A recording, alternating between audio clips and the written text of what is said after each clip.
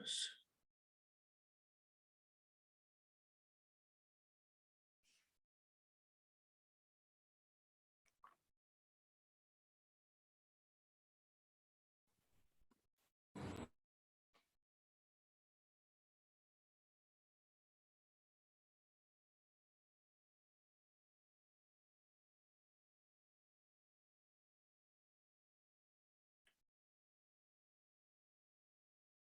Ya.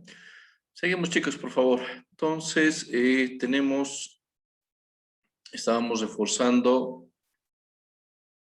el conocimiento ligado a las competencias. Opa, pasa un poquitito. Ya. Entonces hablábamos que McLellan ha sido prácticamente el primero que ha utilizado el término de competencias y las mismas han sido enfocadas obviamente para un conocimiento claro de lo que es la psicología laboral o las competencias laborales, descritas así, ¿no? De una manera muy, muy concreta, muy sencilla. Entonces estábamos hablando que el éxito en realidad de una empresa o del objetivo de una institución, lo voy a decir, tiene que ver mucho con la calidad y la cantidad de gente productiva y eficiente que vas a tener en cada área del trabajo. Si tú vas a trabajar en el SLIM, que es lo que siempre ocurre, tú vas a ser psicólogo del SLIM, pero vas a tener tu jefe, que generalmente a veces es un abogado, y compañeros. ¿Qué pasa con el resto de la gente? Tal vez sí, tú te preocupas más por la gente, tú haces seguimiento a tus casos, intentas ayudar, pero notas que el resto de tus compañeros no hacen lo mismo. Te vas a estresar, te vas a frustrar y obviamente va a ser mucho más fácil caer en la improductividad. Pero ellos hacen lo que yo no hago y igual les pagan su sueldo. Yo me esfuerzo, incluso doy horas extra de mi tiempo para hacer, pero a los demás no, igual les pagan su sueldo. Es un término que utilizamos, es un discurso que mucha gente van a escuchar o probablemente ustedes también lo van a hacer en algún momento. O sea, como les digo, la idea es que las competencias, si una persona no es competente, puedes desarrollarla. Es mejor que contrates a alguien con competencias o por lo menos con apertura para que pueda existir esa mejora y ese cambio. La idea es que tengas gente competente. Esa es la función de esto.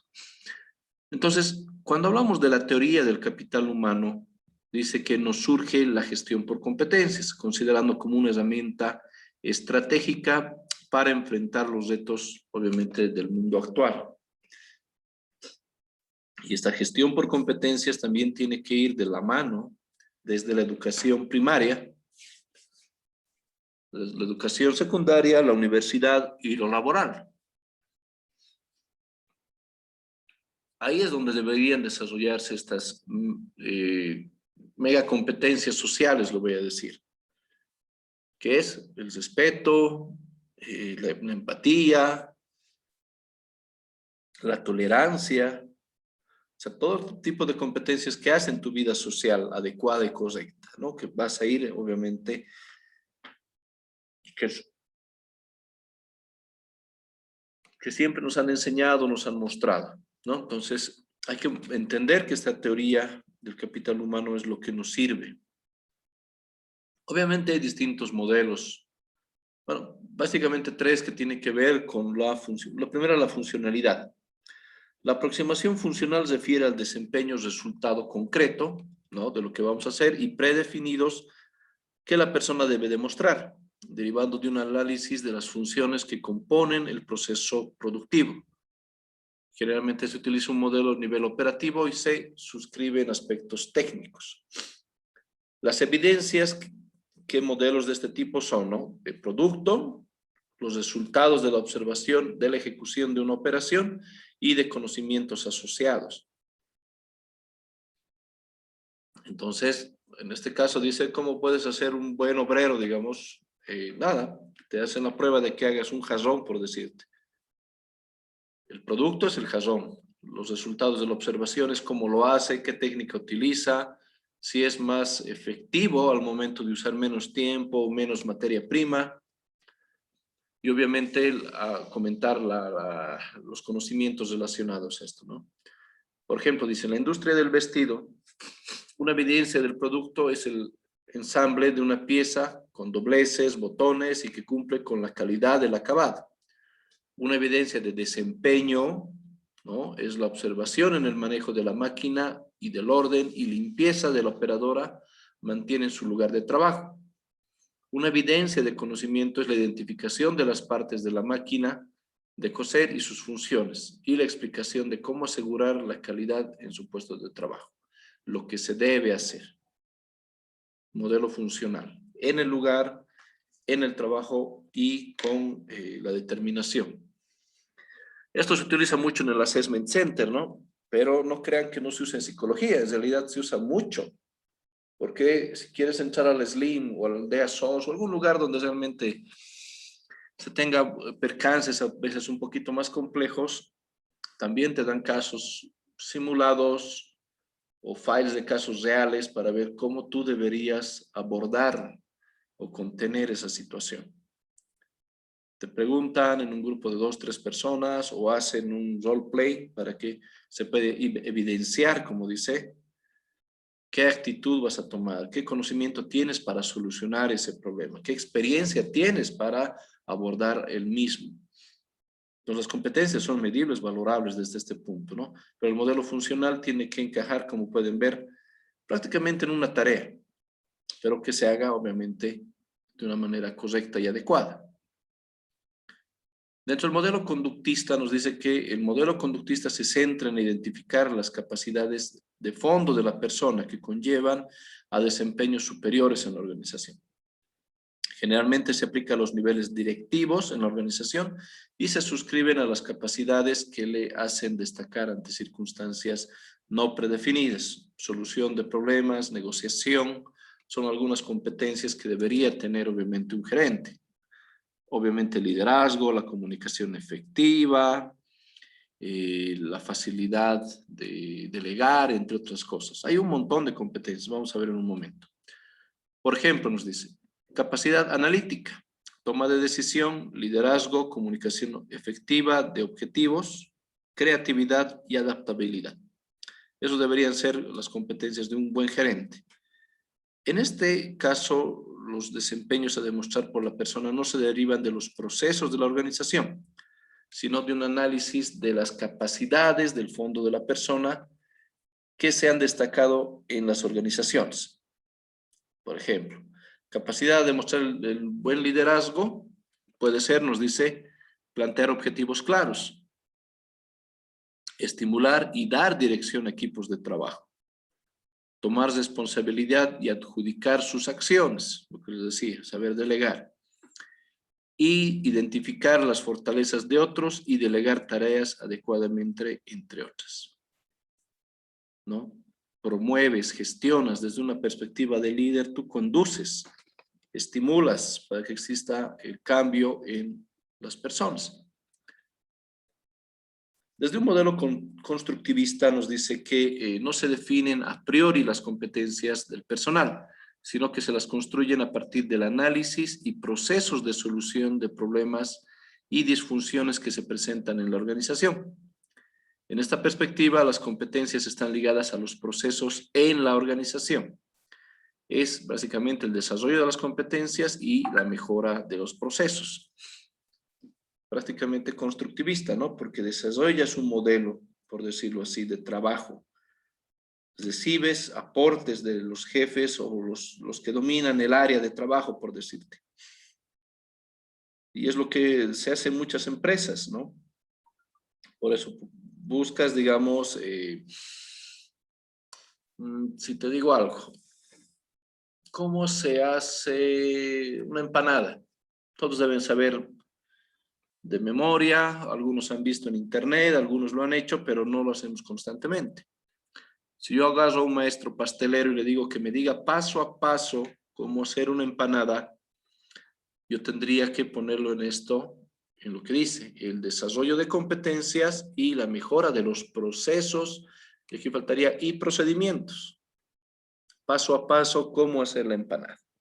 Sí, aquí hay un ejemplo, dice, en una empresa Se hace conciencia entre el personal directivo y operativo de que no se tienen definidas las rutinas de mantenimiento preventivo ni las técnicas para el predictivo. A la vez que se diseñan estas rutinas y técnicas, las competencias del personal implicadas van emergiendo. Desde esta perspectiva, no interesa identificar cómo influyen las capacidades existentes y predeterminadas, sino las que emerjan en los procesos de mejora. Básicamente te dice que el departamento de mantenimiento hable con los operativos y entre ellos generen tal vez nuevos manuales o nuevos procedimientos o nuevas situaciones. Se construye la competencia entre 2 o 3 áreas. La pueden nombrar como sea, bueno, pero la idea es que puedan solucionar una necesidad dentro de este aspecto. Como les decía, existen 3 tipos de competencias. Las competencias básicas, que son las capacidades intelectuales indispensables para el aprendizaje de una profesión. En ellas se encuentran las competencias cognitivas, técnicas y metodológicas, muchas de las cuales son adquiridas en los niveles educativos previos. Por ejemplo, el uso adecuado de las lenguas oral, escrita y matemática. Muy sencillo. Las competencias genéricas son la base común de la profesión o se refieren a la situación concreta de la práctica profesional, que requieren de respuestas complejas. Y las específicas, que son la base particular del ejercicio profesional y están vinculadas a condiciones específicas de ejecución, o lo que nosotros mencionábamos, de acuerdo al cargo, la función y la responsabilidad que se desarrolle. Entonces, en la empresa hay que considerar esos 3 tipos de evaluación, de acuerdo al cargo, evidentemente. McLellan tenía varios seguidores, ¿no?, que han desarrollado una teoría motivacional basada en 3 tipos de orientación aprendidos, nos decía. En otras palabras, los motivos que impulsan a actuar a la gente son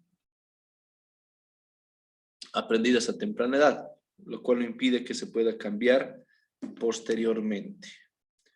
Entonces hemos escuchado de la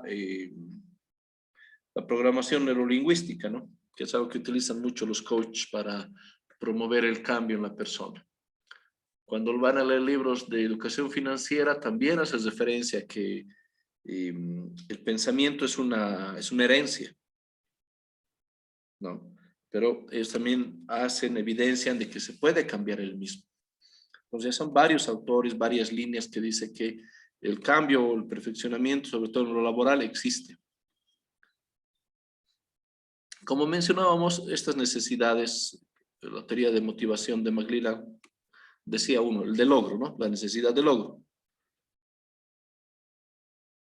Donde dice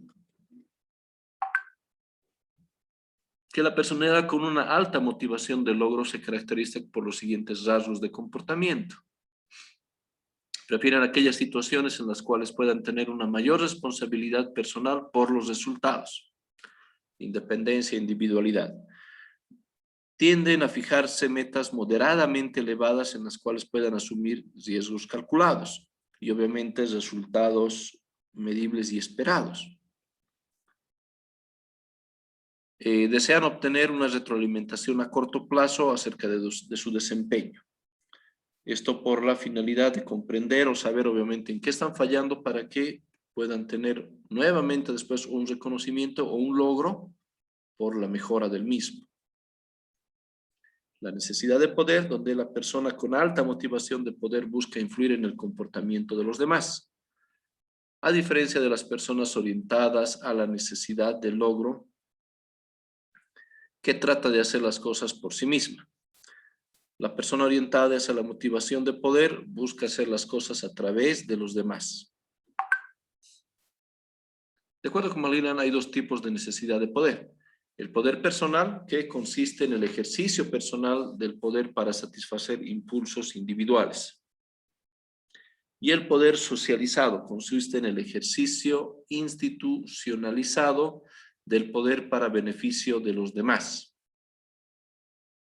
Poder personal y poder socializado, ¿no? Entonces, netamente satisfacer algunos impulsos o necesidades personales y el beneficio institucional, básicamente, de los demás. Y la necesidad de afiliación, que mencionábamos la otra clase, que se considera que la persona con una alta necesidad afiliativa busca la aprobación de los demás, cambiando su actitud de manera tal que su conducta resulte aceptable a sus subordinados y especialmente a sus superiores. Para ello hay dos tipos de afiliado. La afirmación afiliativa, que se refiere a la preocupación por obtener afirmación a través del establecimiento de interrelaciones estrechas con los demás, ¿no? La afinidad, básicamente, que puedes tener con las personas, la retroalimentación, el liderazgo que pueden existir entre ese grupo de personas y el nivel de convivencia que se puede tener. El interés afiliativo, que consiste en la preocupación y por mantener relaciones interpersonales abiertas y cercanas, de tal modo que las demás se sientan parte de la organización y puedan trabajar juntos por la consecución de objetivos comunes. En la empresa siempre va a existir un equipo de trabajo. En este equipo de trabajo siempre va a haber tareas determinadas o cargos que se va a trabajar. Pero lo interesante es que dentro de esto obviamente hay subgrupos donde se tiene mayor afinidad entre personas y pueden trabajar de manera mucho más práctica, rápida y de confianza.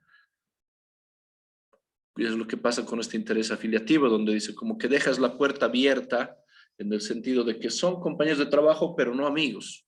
Algo así, por decirlo, ¿no? Tienes una relación regular, pero no de alto desempeño como debería ser en realidad, o se espera en toda la organización que existe. Esto es imposible porque obviamente tenemos distintos modos de ver, distintos modos de trabajar y sobre todo de pensar y de actuar, lo cual no va a hacer que cambiemos a otras personas. Los requisitos para una competencia. Para que una persona sea considerada como competente, debe reunir algunos requisitos que están enfocadas en las tres áreas, os dice. El saber, que está enmarcado en el área de conocimiento de la función, cubre los aspectos de información acumulada en la especialidad que desarrolla la persona. Esto por estudios teóricos de los conceptos principales de su área de desempeño. Ejemplo, no se puede aceptar que un médico no sepa cuántos huesos tiene un esqueleto humano. Totalmente básico, ¿no? Otro ejemplo, no se puede aceptar que un mecánico automotriz no sepa diferenciar un automóvil de un camión. Y el último ejemplo que dice que no se puede aceptar que un técnico de computadoras no sepa qué es un CPU. Tal vez son algo extremos estas pautas, ¿no? Pero hay mucha gente a veces que se anima a irse a un área sin conocer lo básico, sin conocer lo que se va a desarrollar en el camino. El saber hacer cubre el área aplicativa. Aquí se encuentran las habilidades de la persona, así como el uso de los procedimientos para realizar una determinada función. Por eso dice un médico cirujano especializado en el corazón que no supo utilizar el estetoscopio. O un médico cirujano que no le guste la sangre, por ejemplo, ¿no? Es una reacción, obviamente. Otro ejemplo, un mecánico automotriz que realizar el cambio de un neumático, que no puede hacerlo. Otro ejemplo, que no se puede aceptar que un técnico de computadoras no sepa utilizar Windows, por ejemplo. El saber hacer, utilizar ese conocimiento. El saber ser cubre el trato con las otras personas. Aquí nos dice el concepto de inteligencia emocional que está muy presente, ¿no? Algunos estudios consideran que parte de McLellan y Goleman se daban la mano con este tipo de consideraciones. El ejemplo, una persona que trabaja en atención al cliente que odia recibir quejas de los clientes, manifestando su desenfado mediante sus gestos. ¿Ya? Tienes que saber, por eso, manejar inteligentemente las emociones. Otro ejemplo, un sacerdote que no le gusta recibir las confesiones de sus feligreses, por considerar que lo obligan a escuchar temas desagradables. Es parte del trabajo y es parte de sus funciones. el saber ser, ¿no? Desarrollar las mismas. Pero también McLennan hablaba de que existen competencias primarias y secundarias. ¿Ya? Las primarias sí se identifican en forma independiente, como un rasgo de personalidad. Las secundarias, como son el resultado de la interrelación de varias. Por ejemplo, en la capacidad de negociar como competencia intervienen varios rasgos o...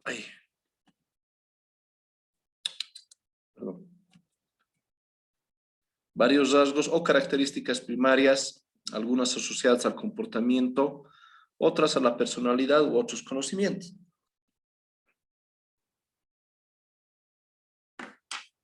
Entonces, para saber negociar en realidad, sí se tiene que utilizar varios aspectos, ¿no? Para influir, por ejemplo, y negociar. Aquí va a haber un par de ejemplos, chicos, que sí, por favor, hay que darle atención, porque nos dice estas competencias que son genéricas y específicas. Las genéricas son referidas a un conjunto o grupo de actividades. Son aquellos comportamientos observables y habituales que posibilitan el éxito de una persona en su función directiva.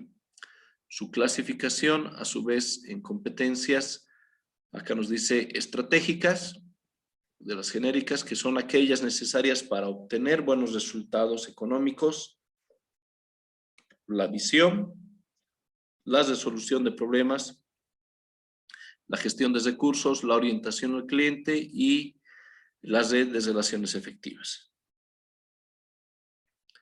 Como competencias intratégicas de las genéricas nos dice que son aquellas necesarias para desarrollar en los empleados e incrementar su compromiso y confianza con la empresa, que según el referido modelo se trata en esencia de la capacidad ejecutiva y de la capacidad de liderazgo, entre las cuales se menciona la comunicación, la empatía, delegar y trabajo en equipo. ¿No? Entonces pueden ver que estas competencias genéricas incluirían estas dos, ¿no? Para un nivel ya de jefes, intermedios o gerentes. Son específicas o destinadas a funciones o tareas específicas, dice que son atributos o rasgos distintivos que requiere un trabajador excepcional en un puesto determinado. Estas incluyen conocimientos, habilidades o actitudes específicas necesarias para desempeñar una tarea concreta. Por eso tiene que ser muy bien descrita el perfil de cargo, muy bien enfocado en qué competencias se necesita para poder comprenderlas. Ahora, cada competencia tiene un determinado número de niveles que reflejan conductas observables, dice. No juicios de valor. ¿No? Hay que simplemente observar y analizar y comprender. Todos los puestos llevan asociados un perfil de competencias que no es más que un inventario de las mismas, ¿no? Una lista, si quieres, de las 4 o 5 competencias, junto con los niveles exigibles de cada una de ellas, que es lo necesario o lo más comprensible. Si vas a ser jefe, tu nivel de liderazgo debería ser medio, bajo, intermedio, alto, tu nivel de empatía, lo mismo, tu nivel de comprensión, etc. Entonces tiene que estar identificada. Si bien las competencias, de acuerdo con lo que hemos visto hasta ahora, son las que permiten agregar valor a los procesos organizacionales, es importante dejar en claro que no todas las competencias son desarrollables. Por tanto, aquellas que se han identificado como fundamentales deberán ser objeto de identificación en los procesos de selección de personal, que es lo que más nos dedicamos, ¿no? Entre estas tenemos los rasgos de personalidad, autoconcepto, valores, entre otras que se puedan considerar. Las competencias se pueden desglosar en unidades de competencia, definidas dentro de la integración de los saberes teóricos y prácticos que describen acciones específicas. Las unidades de competencia tienen un significado global y se les puede percibir en los resultados o productos esperados, lo que hace que su estructuración sea similar a lo que comúnmente se conoce como objetivos. Sin embargo, nos dice, no se hace referencia solamente a las acciones y a las condiciones de ejecución, sino que su diseño también incluye criterios y evidencias de conocimiento y de desempeño. Por eso es tan importante que tengas un file al día con la evaluación de competencias, con la evaluación de rendimiento, con el clima laboral, con los memorándums si es necesario para poder entender un poquitito el área o el conocimiento que va a tener, o sea, las debilidades de competencias que va a tener la persona. Las unidades de competencia se desglosan en indicadores o criterios de desempeño. Los indicadores o los criterios se emiten como criterios de evaluación. Básicamente aquí defines la competencia. Pongámoslo empatía. Ya, desglose conductual, saber ser, saber y hacer. En empatía, ¿qué ingresa más, chicos? ¿Qué es lo más importante? El reconocimiento, ¿no?, de las emociones o sentimientos de otra persona, el hecho de comprender, analizar y identificarme con ella, por decirles.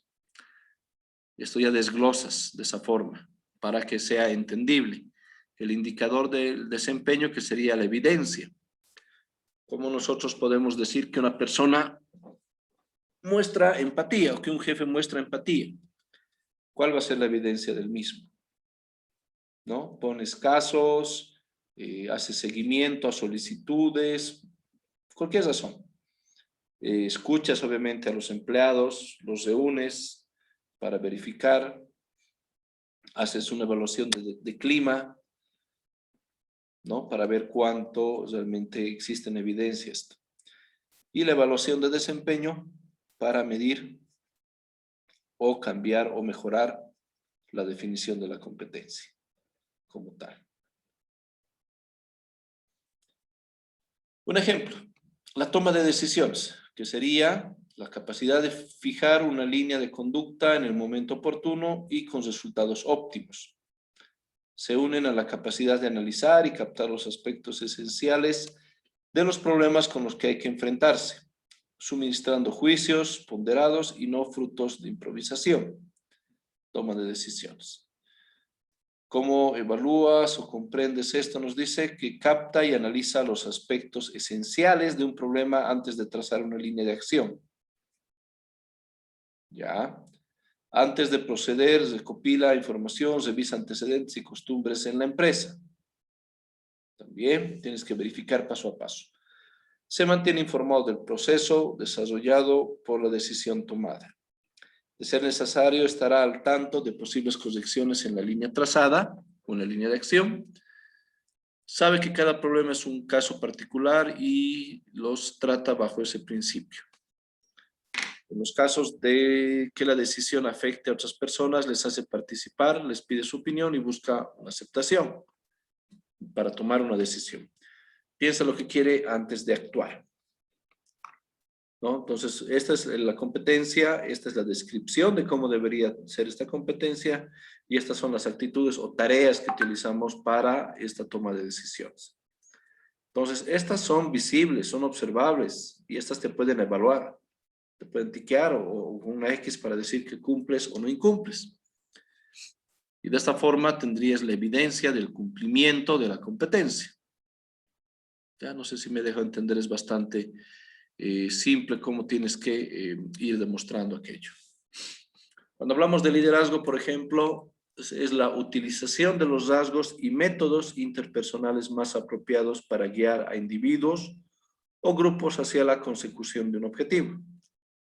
Es capaz de guiar a los otros hacia la consecución de un objetivo común, liderazgo. Así es como lo mides. La comunicación oral y persuasión. La descripción sería la capacidad para expresar ideas o hechos claramente y de una manera persuasiva. Convence a los otros desde su punto de vista. Las actitudes medibles sería expresar sus ideas claramente de una manera persuasiva, logra convencer a los demás, es hábil comunicando ideas y conceptos. ¿Ya? Son competencias que están ligadas a lo que nosotros generalmente vemos o valoramos, como pueden entender. Sí, es bastante simple, chicos. Por ello,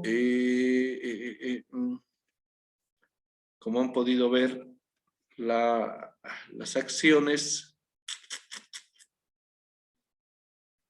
están justamente marcadas en este tipo de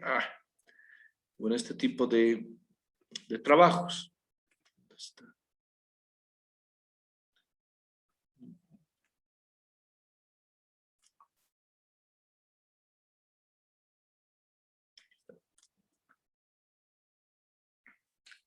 Este es el libro de Marta Ales, ya, donde ella describe, como pueden ver, un diccionario de competencias. Básicamente es la trilogía que maneja ella y se puede encontrar un sinnúmero de aspectos ligados al trabajo.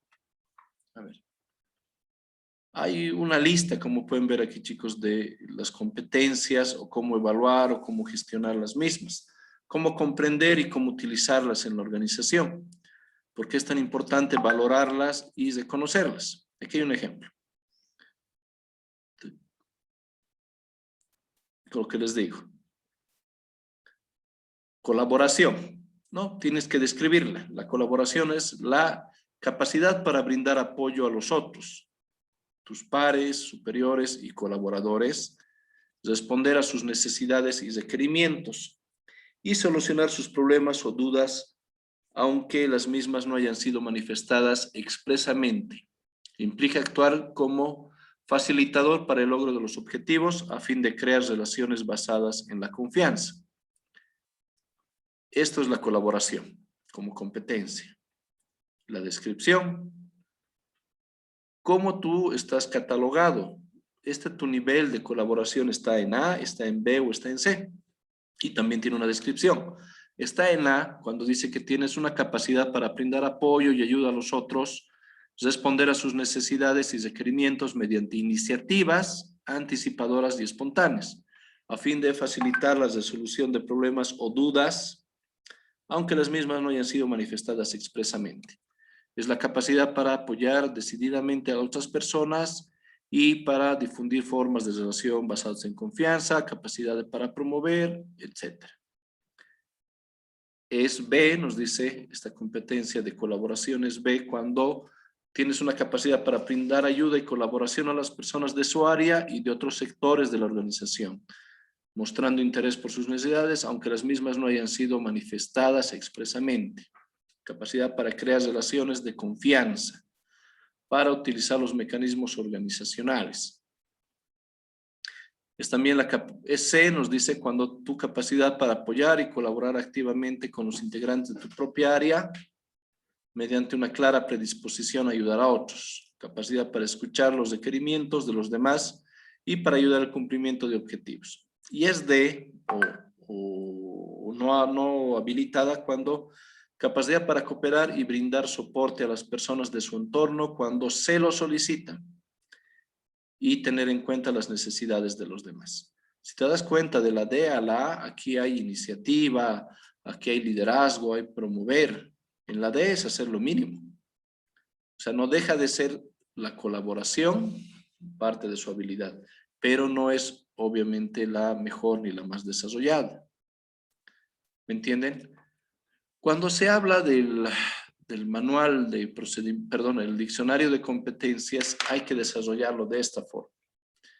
Y existe un sinnúmero, ¿no? Como puedes ver, Marta les dice que tienes que ir desarrollando, ir revisando e ir entendiendo.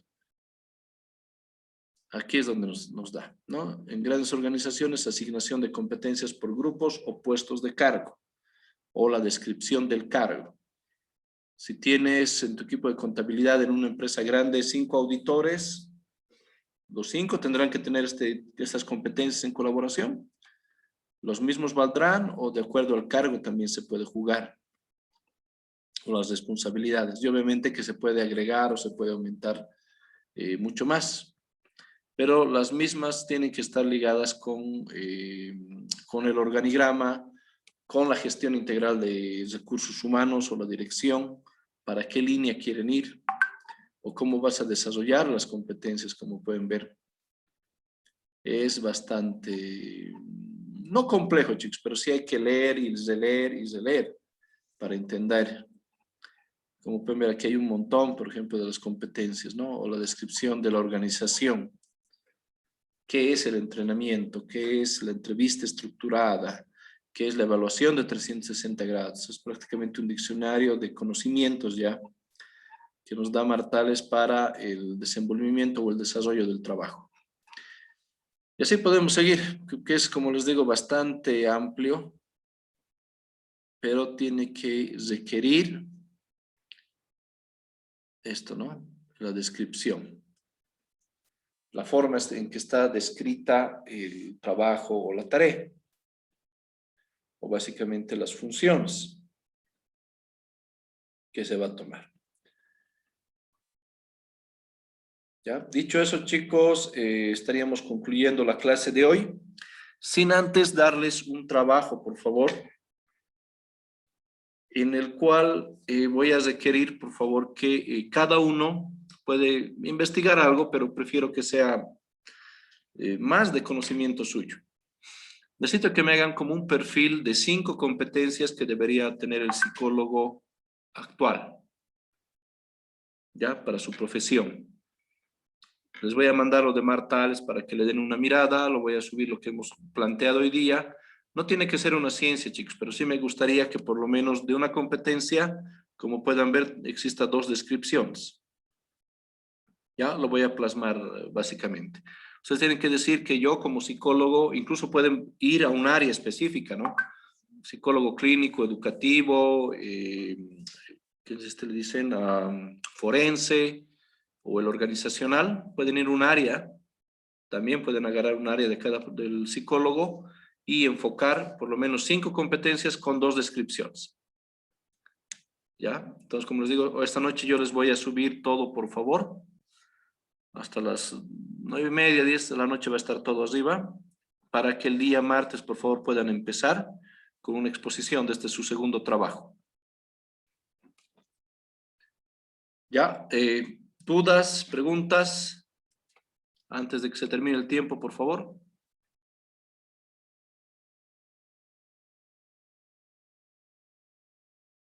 ¿Nada? ¿Todo claro?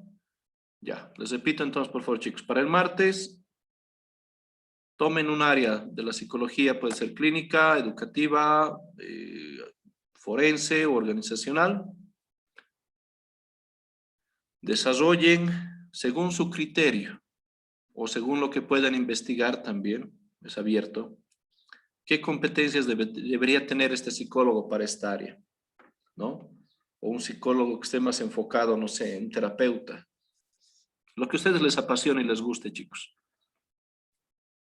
Investiguen, vean y por favor tienen que hacerlo, como les digo, esta noche les voy a mandar, tienen que hacerle una pequeña presentación, mejor si es en PowerPoint o en Word también, pero lo van a subir al Moodle, por favor. Y el día martes lo van a exponer para iniciar de clases. ¿Ya? Y esta noche, por favor, al final del día, de la noche, les envío el de Martales, la clase de hoy, para que puedan revisarlo y tener en cuenta todo.